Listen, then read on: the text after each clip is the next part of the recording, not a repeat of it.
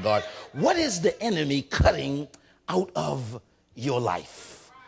2007, 6 and 7 was the year when God promised us so many things, and the enemy caused our praise to turn on us, and that which we were looking for we did not receive, not in the natural, although we received it in the spirit. We did not receive it in the natural, and it did not manifest for many people. Now Bishop comes along and he says this is going to be a year of the record breaker, and folks had wrote down their plans, and that was 8 months ago. Can you imagine? 8 months ago we was clapping and singing, the music project was going on, we was rejoicing, and it looked like we had this long year before us, and now we're 4 months away from this thing being over and us being right back in the same predicament. And when we get there, what are we going to say about the things that was cut out of our life?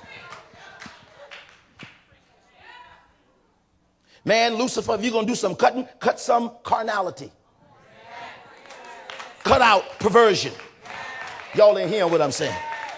Cut out bad manners. God, do something in my life this time around that I can be proud of. Lean on your neighbor and say, neighbor, I have to identify the Delilah in my own life. Oh, am I preaching to anybody right now? You have to identify the Delilah in your own life before you start running around pointing things out to other people. Everybody's responsible for your fall, the mistakes that you made. One of the most heart-wrenching things is that people come to the church, and they when they get here, they have marriage problems. And if things don't go right inside the church, and these are people that never hardly ever come to church. If you do see them, they come to church once in a while. But when things go real wrong and real bad, now our church has a spirit on it where marriages don't work. No, your house got a spirit on it where marriages don't work.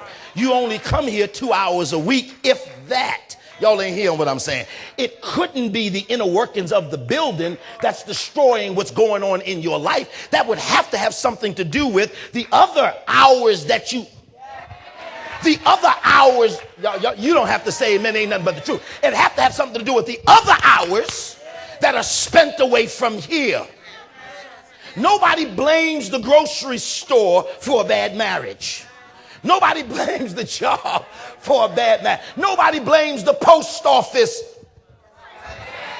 Nobody blames the car. This is a satanic setup. When things start going bad in your life economically and the finances is not there, oh, it must be the church you're going to.